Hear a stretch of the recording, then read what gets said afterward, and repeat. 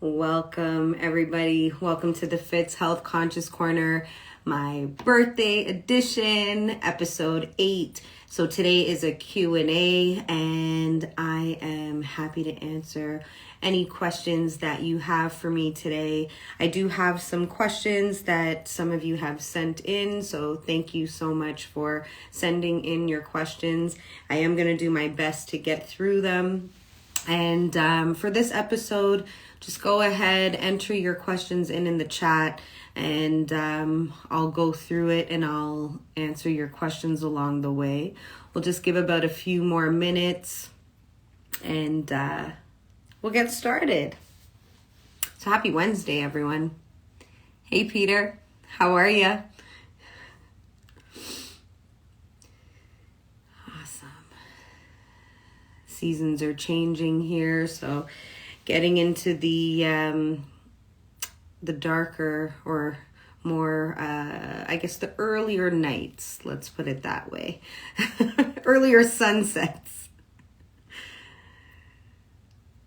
So this is a really special edition. I've had such an awesome week. Thank you to everybody. It's been amazing. It's been super special, and I'm so grateful to be here this evening to get to share 30 minutes of the evening with you. So thank you so much for sharing your time, your space, your energy, sending in these questions. I know some of you may be tuning in on the replay, so you'll catch some of the answers there. So I was just mentioning any questions, just dropping it in the chat, and I'll do my best to answer every one of them.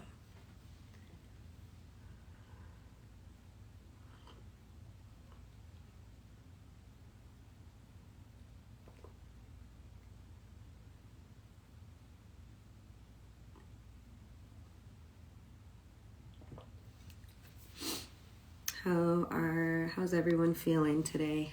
Feel free to also put that in the chat. Tell me how you're doing, how your September is going. Shout out to all the Virgos. Do you have any Virgos in the chat?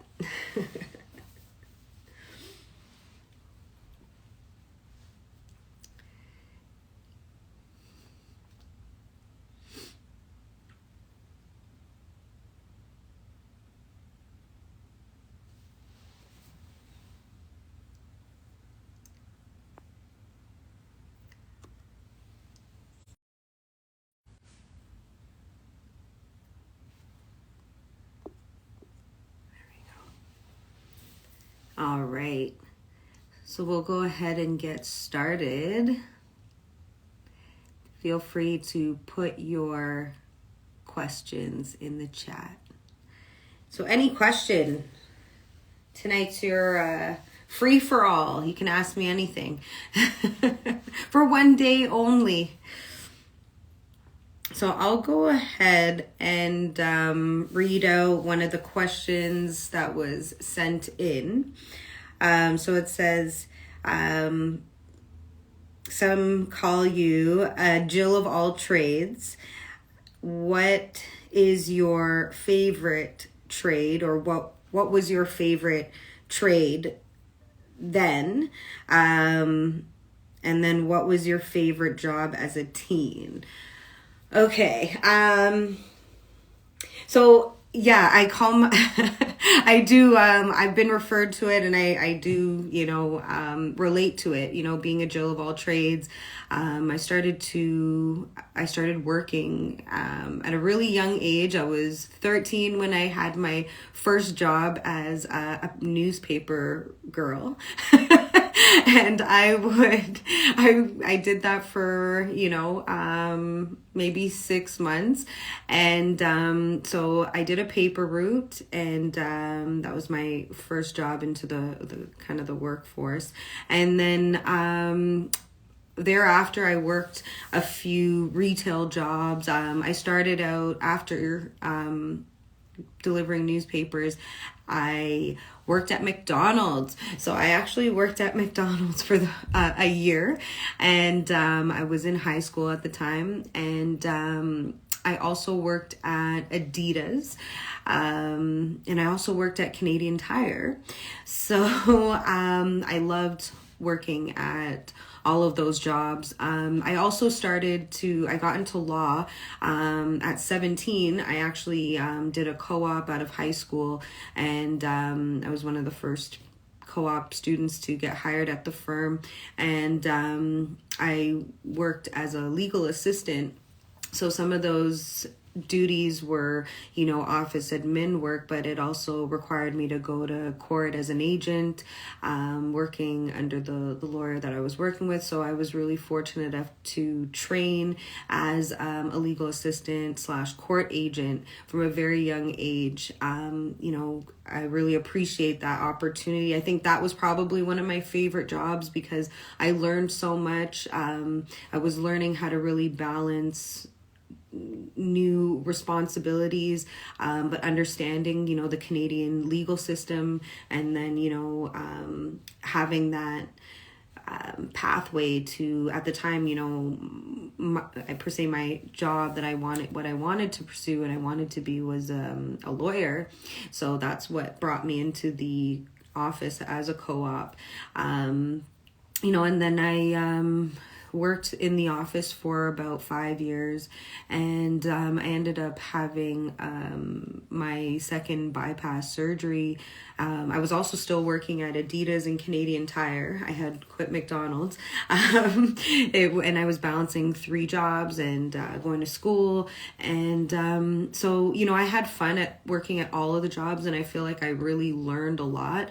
But if I could say, then what can I can appreciate every job for what it's taught me and brought me, and how it's the growth and the transformation. But I can really say that, also just being in law and then going on to get a paralegal license and diploma, it has given me the opportunity to help a lot of people. So, the areas that we were specializing when I was working in law was criminal, immigration, and some accident benefit claims. So it was really interesting to learn, but, also to just understand, the way that, the legal system is designed, how it works, and, some things that I don't think maybe I would have learned if I didn't pursue law, especially at a young age. So I've seen how I've navigated my life, and especially the last 10 years, there's a lot that I would say that I've taken from the legal field and I've brought it into my own life to help me navigate various situations and circumstances that I've been in. And I'm sure later episodes we'll get into some of that. But yeah, I would definitely say, working as a paralegal has been one of my favorite jobs, pastime. Still relevant till today. I'm just non-practicing, still licensed, still a member of the Law Society, just currently not practicing at this time. So I would say that was it then. So next question, just check the chat and see if there's anything there. So the next question is, what is my favorite food? That's a tough one. I love food. I just love food from all backgrounds, all ethnicities. I really love all food. I don't know if I have a specific favorite, but I really enjoy pesto flavor and seasoning. So I really enjoy basil, and I'm mostly a vegetarian, so I really do enjoy food that's more on the vegetarian side. But I would say like my favorite sauce or seasoning would probably be something with basil, so like a pesto. Anyone else? So just if you're joining in, we're just entering questions in the chat. If you have any questions for me, and then I'm just reading off some questions that I have been asked, questions that have been submitted to the show. And so just feel free. Any feedback, any comments, any questions, just drop it in the chat. And welcome everyone. So the next question I have been asked is, when did you first start doing yoga, and did you see yourself as a yoga teacher growing up? Okay, so I guess maybe just tailing on to the question about, past jobs. So no, like I didn't see myself as a yoga teacher. I actually just thought I saw myself more in the legal field. So in the capacity as either a lawyer or paralegal. That was my goal, and that was what I worked toward. And I have been in the legal field practicing. I was in it for about 12 years, and then licensed. So 2012. About 14 years, if I'm doing that, 12 years if I'm doing the math right. So yeah, I mean, did I see myself as, a yoga teacher? I didn't know. What brought me to it? When did I first start doing yoga? So I actually started doing yoga after my second bypass surgery. So in about 2013, I had my second bypass in 2009, and I spent a lot of time just really, recovering, and then trying to find a different methods of rehabilitation. So as I was navigating, natural healing remedies and therapies, I found the practice of yoga. And why did I connect to it? I think was because, after the surgeries and major incisions in my stomach, all the way from the top of my chest to the bottom of my stomach, like I disconnected from feeling and wanting to feel and engage, and just like connecting to breath and movement. There's a lot of scar tissue, just a lot of new feelings that I hadn't felt before. So I think that when I got into the practice of yoga, I was able to really connect to the breathing techniques, and using the breathing techniques to connect to myself mentally and emotionally and physically. Because what I learned through yoga and through teaching and through being a student as well, right, is just that, yoga is a form of expression, and we hold a lot of tension in the body, emotion, especially in the neck, the low back, the hips. So, a lot of the time we move through life and we're, suppressing emotions and feelings, and we're trying to just deal with things that are immediate. So we have to compartmentalize, and we go through traumas and various injuries, surgeries.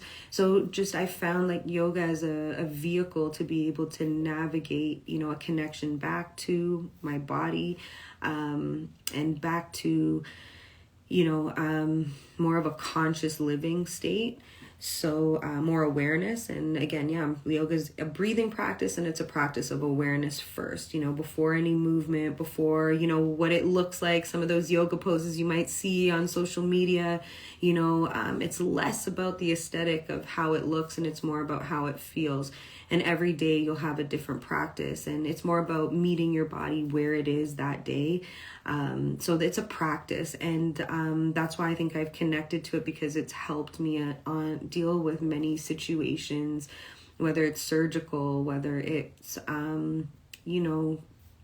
anxiety, whether it's just different life circumstances that cause various feelings, and it just helps me to be able to connect to that, and just be a student of life and understanding our own bodies. So, did I see myself as a yoga teacher? So no, I didn't see myself as a yoga teacher. Once I started to practice it, and I started to really love it, and I started to learn how to work with my body in different ways to give myself the yoga practice that I need to navigate my journey. As I started to learn it and develop that, I really started to want to connect, to show others how to connect with their breath, their movement, dynamic movement. And I think that, as I've gone through a lot, I recognize as I've gone through a lot of my own adversity, medically, it's helped me to be a little bit more compassionate and more empathetic and connected. So I'm able to see how I can impact others, actually like this week, just teaching classes and receiving a lot of cards and just having moments to connect with students. And, I think definitely moved me, really did, because I just reading a lot of the cards and the words that's been said, and a lot of it relates to, and it makes me realize everybody is on a journey, whether, people are there for healing, for connection, for breathing, for navigating a difficult time, or just, having your daily practice. What I've been able to take away, and it helps me to know that I'm doing what I'm supposed to do, is when I'm reading cards and I'm connecting with people, and you guys are telling me how I've helped and impacted your life, and this journey, of consistency and encouraging you to keep going. So I think there was also the question after that says, what's the most rewarding part about teaching yoga? So I would say for me, the most rewarding part is holding space for others to be able to explore, where they are in their journey, for me to be a guide, just to guide you safely, and then to be present while you navigate your own journey. I think that's the most rewarding part, to be able to give back, learnings and teachings through a lot of pain and struggle and difficulty that I've been through and navigated through, so that I've done a lot of trial and error so that I can help give others insight. Healing's a journey, and people are going to be, they're going to everyone's going to have their own journey of healing, or just their own process, but just to be able to shine light in different areas, and get really positive feedback, and know that it's lasting, because, I've been, working with and training in yoga, students for, I'm 10 years into teaching, but just, seeing people on their journey, some people that have been with me for years, and just seeing their journeys, it's been, absolutely incredible to see that. And that's a journey, whether it's a self-transformation, whether that's, it's emotional, it's physical, it's mental. So, for me, the most rewarding part is to be able to hold that space for others and help others heal, or help others just navigate a day in the life of this life, and teach you how to access your breath, and that tool, because we have it with us all the time, right? So just teaching students how to access breath and give you, more insights and universal insights. That's, I think, the most rewarding part about it. So I'm truly grateful and honored. So thank you all. And see, Afia, you're an amazing guy. Thank you so much. I really appreciate it. And I'm so grateful for the opportunities. Some of you on here, I've been fortunate enough to guide you through a practice. And thank you so much. It helps me to show up every day as well, and to be, have those reminders. So I'm really grateful for all of you. You all have helped me transform immensely. So, as I reflect on this year, and, getting another year older, and just seeing the progressions and the transitions, in myself and around me, it's truly, a blessing. And I'm so grateful, so grateful. Thank you, everyone. So feel free, if you're just logging in, if you have any questions, if there's anything that you're thinking about that I'm talking about, any feedback, questions you want to ask, this is your time. Put it in the chat. I'm just going through some of the questions that I've been sent in. So I have a few more left. Feel free, if anyone has anything, any comments, just put it in the chat. Hi, everyone. So the next question, it says, as many say you have an infectious laugh and that you're always laughing. How do you do that? How do you remain so positive in all that you do? Yeah, that's an interesting question. Yeah, I've been told that I like to laugh, and I'm always laughing. I mean, I do believe that, laughter is a key to longevity in life, and that, I've grown up in a household that, we love to laugh.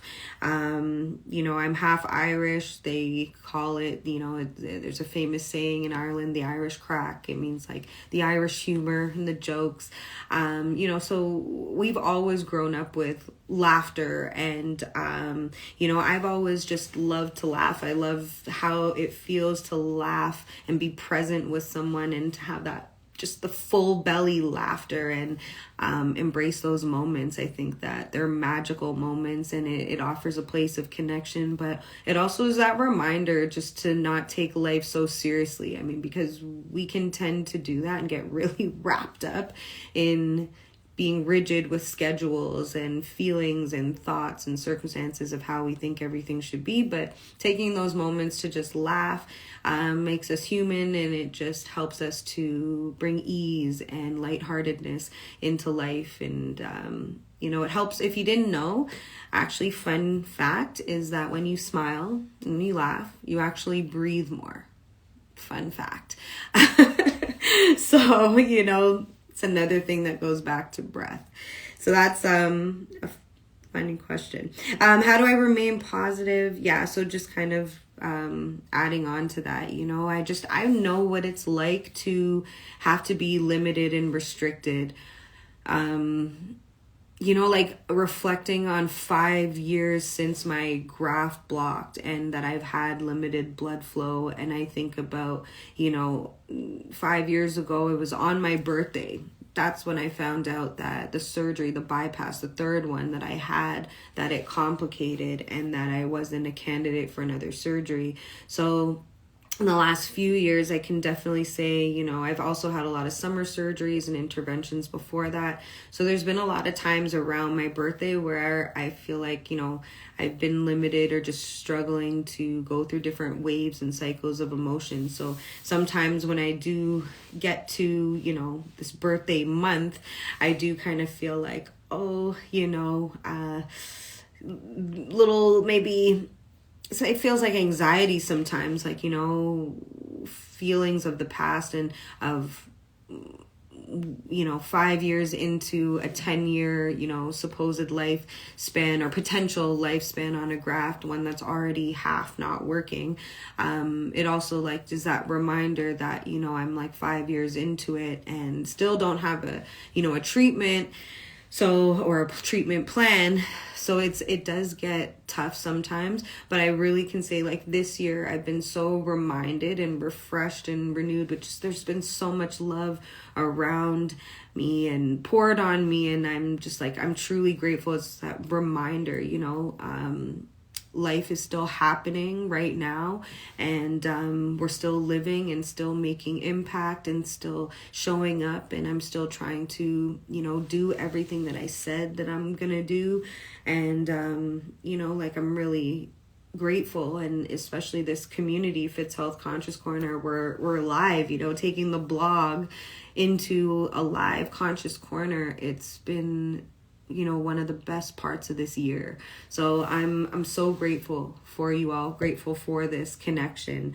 So yeah, it's just kind of these moments every year is different, but nonetheless, I'm grateful every year and still believing that, still holding true to the motto, miracles happen every day, still believing in it and still seeing those miracles every day. They all add up. Sending out love. I see some love in the chat and the comments. I'm sending you all that love right back. Feel free, any comments, any questions, drop it in the chat. It's your Q&A time. We've got about 10 more minutes, so squeeze in. Any questions you have, just put it in the chat and I'll do my best to answer them. The next question that I have, it says, what age did you start consciously living? So, I guess we talk about, this corner is Health Conscious Corner. We talk about conscious living. So this question is asking me, what age did I start conscious living? So I feel like I've always been an old soul is what I've been called. Just, above my age or above my time.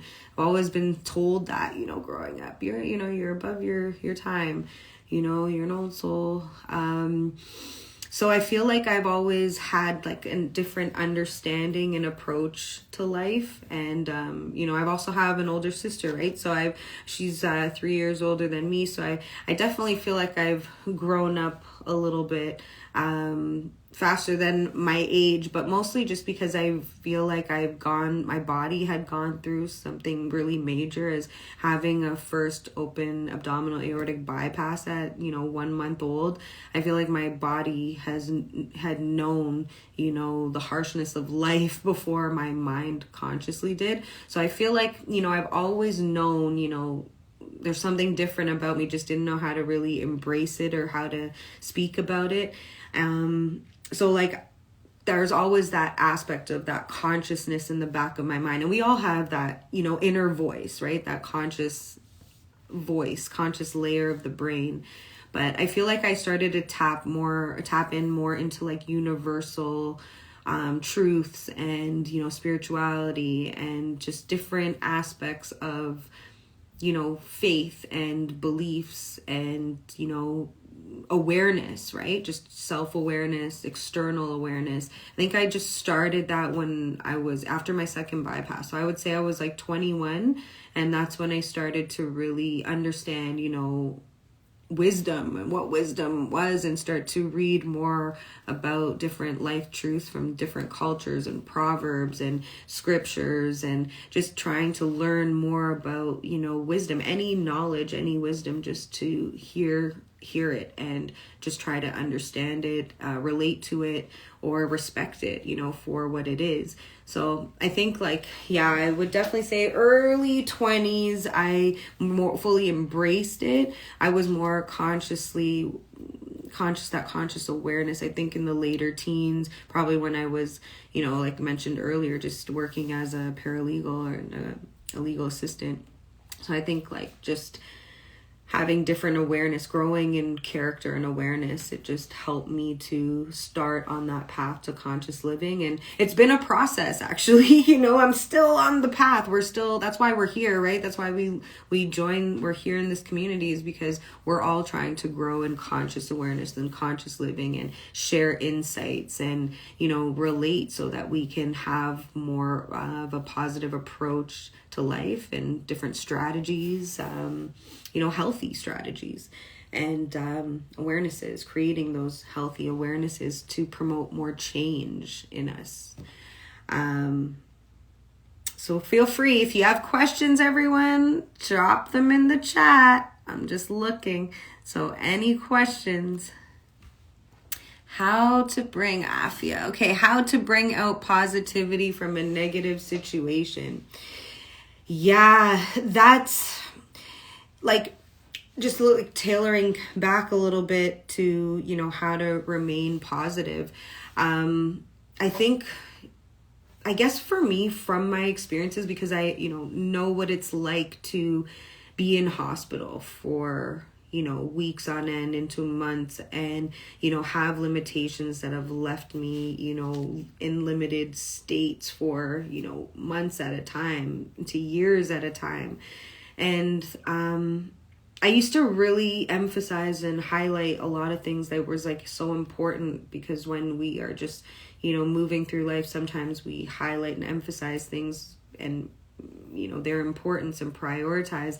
But then when you have a different angle and a different view of the situation, and, realizing that we're all human and we're all trying to navigate the struggles of life, I feel like I just have a different appreciation and approach, because when I look at all of the things, the negative things, I always try to see the silver lining and know that life is that duality, right? Wherever there's something negative, there has to be a positive.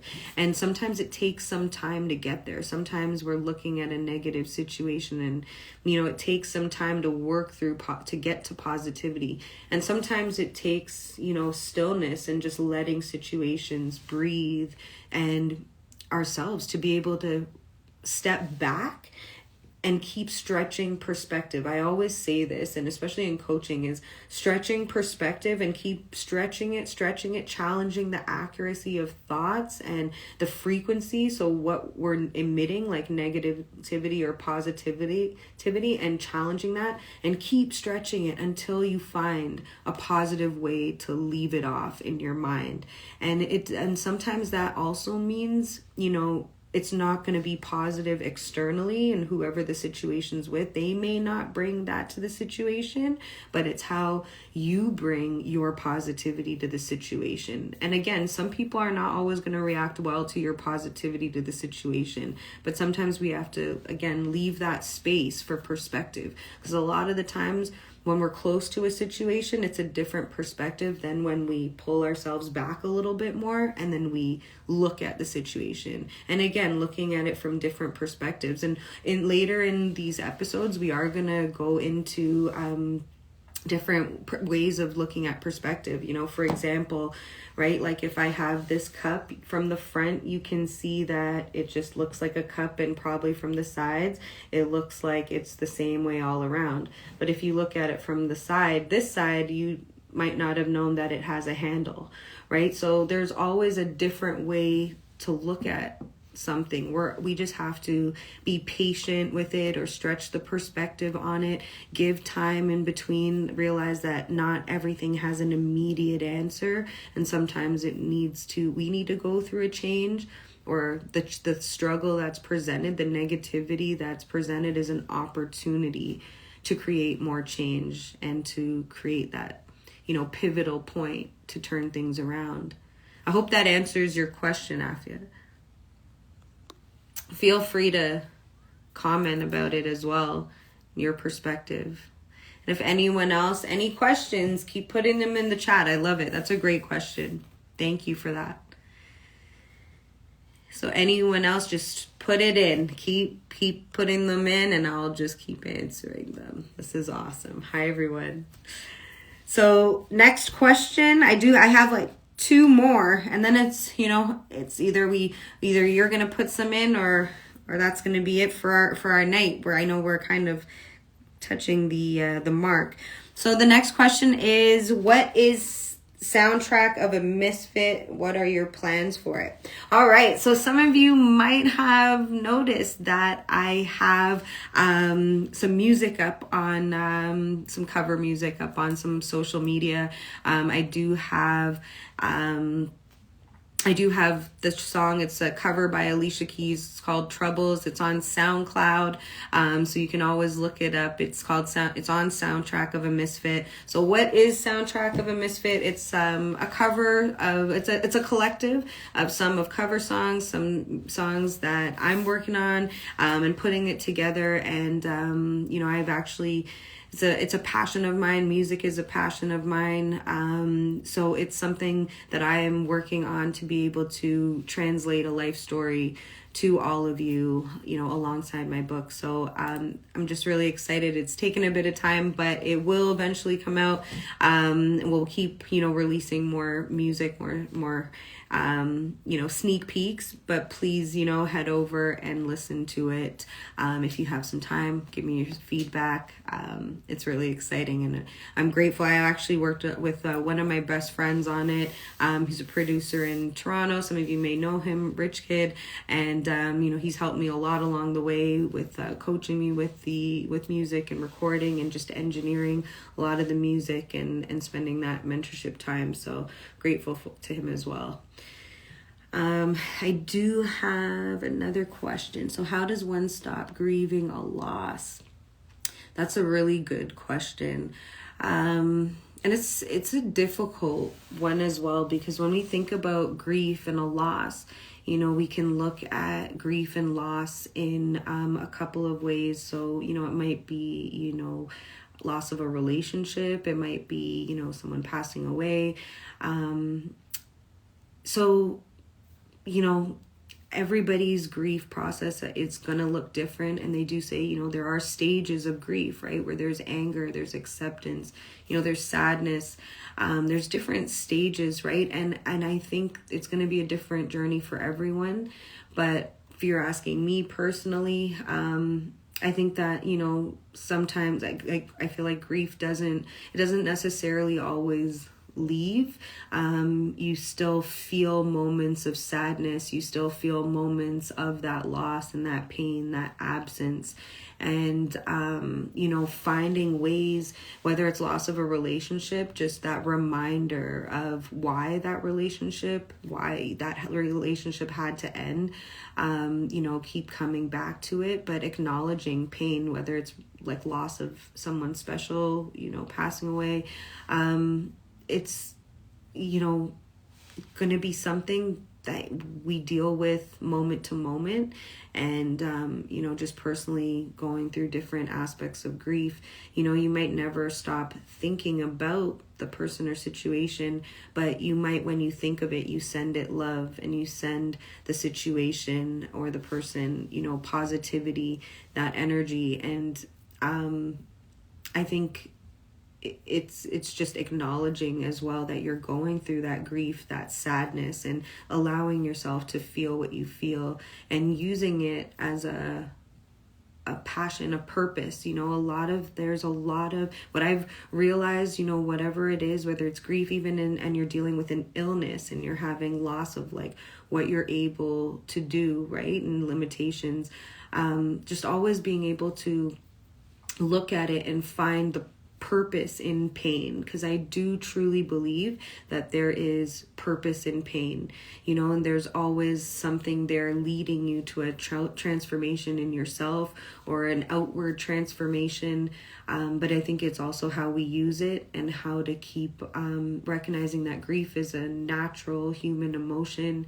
And, there's some losses, things that we can't stop, but how do we, live on in a positive way? How do we keep our mind, our thoughts healthy around it? So that we're not falling into, deep depression of the loss and the grief, and it's negatively impacting our lives. It's, also learning how to, the positive coping strategies. And in some of the other episodes, we're talking about endurance. Feel free to go back on some of those episodes if you haven't been able to, because I go in a lot deeper and talk about grief and loss and coping strategies on how to deal with that. I hope that answers a bit more of your question.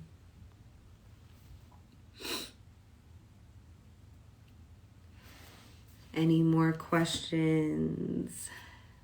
Feel free. Thank you. Thank you for asking. Thank you for receiving. I have one more question that was sent in, and feel free again, just putting it in the chat there. So it says, when is the next Misfit Club annual support raiser?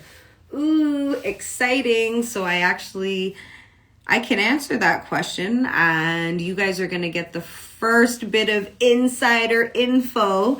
I do have a date. I don't have all of the details for you, but I do have a date, and it's going to be on Sunday, November 3rd. It's going to be in Port Credit in Mississauga.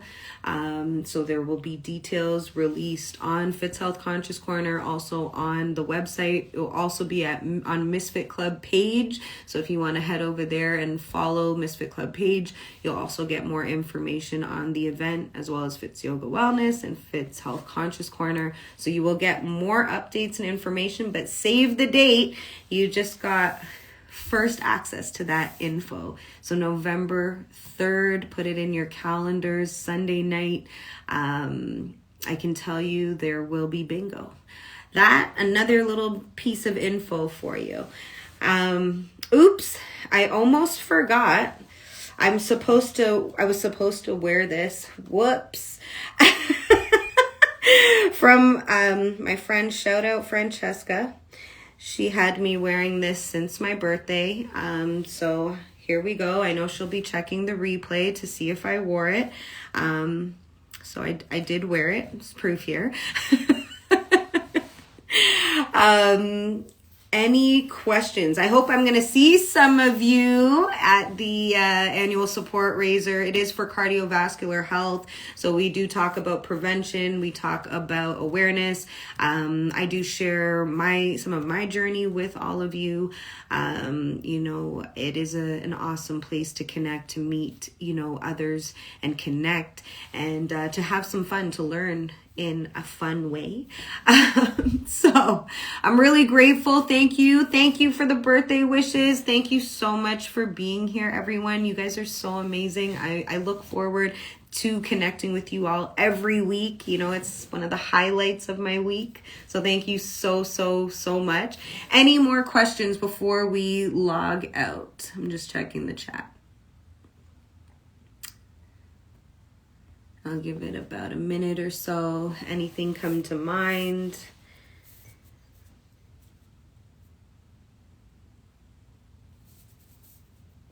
Anything that any feedback from anything that I've spoken on today? Don't be shy. This is your time. Q&A, special edition. Thank you, everyone. You guys are so amazing. All right. Well, if that is it, it doesn't stop here. You can always email Fitz Health Conscious Corner at gmail.com, and you can send me your questions at any time. You can DM at any time. So you can always send a DM, ask me a question. If you have feedback on a topic that you want me to talk about and expand on, let's do it. Send it to me. That's what I'm here for. And it's always so, so amazing to just hear your feedback and to hear your questions. Thank you for sending these questions in. They're really great questions. So yeah, just thank you, everybody. Amazing, amazing, wonderful night. Have an amazing week. I will see you all next week. In conscious love, light, and living. I wish you all love. Have a beautiful, beautiful rest of your week and evening. Love to you all. Bye. Bye.